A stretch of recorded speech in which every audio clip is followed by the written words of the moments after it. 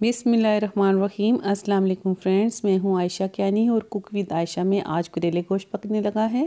Video start करने से पहले मेरे चैनल को सब्सक्राइब कर दें और साथ में बेल के बटन को भी प्रेस कर दें। तो चलिए शुरू करते हैं। सबसे पहले एक बर्तन में आप आधा लीटर पानी का डालें। अब साथ ही आप इसमें 1 kg मटन शामिल कर दें और 2 बड़े साइज़ की प्याज काट के वो डाल दें। 2 टमाटर काट के शामिल कर दें और साथ में 2 टेबलस्पून लहसुन और अदरक की पेस्ट की भी शामिल कर दें।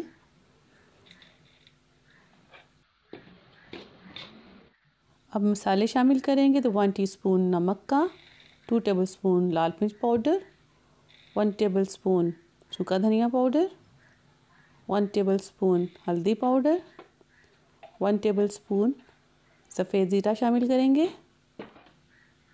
मिक्स करेंगे। साथ में थोड़ा सा और पानी शामिल करेंगे ताकि हमारा गोश्त अच्छी तरह गल जाए।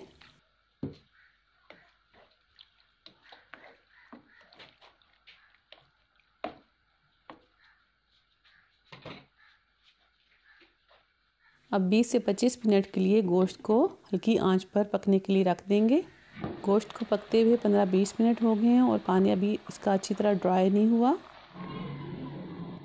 अब गोश्त का पानी थोड़ा ड्राई हो गया है, गोश्त भी गल गया है। अब हम इसमें आधा कप ऑयल का शामिल करेंगे और गोश्त को अच्छी तरह भूनेंगे। तकरीबन 10 से 15 मिनट तक हमने गोश्त की अच्छी तरह भुनाई करनी है।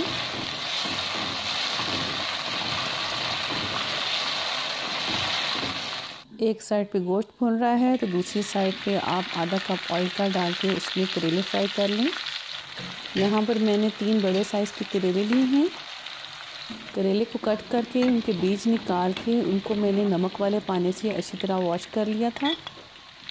वॉश करने के बाद जब करेलों का थोड़ा सा पानी ड्राई हो जाए तो फिर आप इसको फ्राई कर लें। करेलों को हम लाइट गोल्डन होने तक फ्राई करेंगे।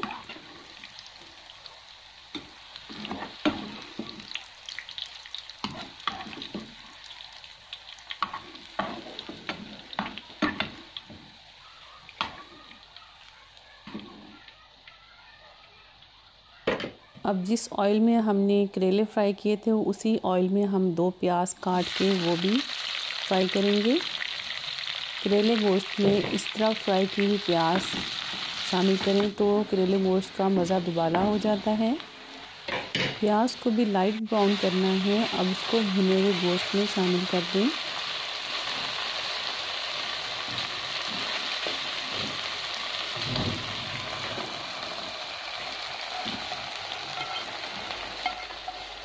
प्याज शामिल करने के बाद साथ ही इसमें ब्राउन किए हुए करेले भी शामिल कर दें।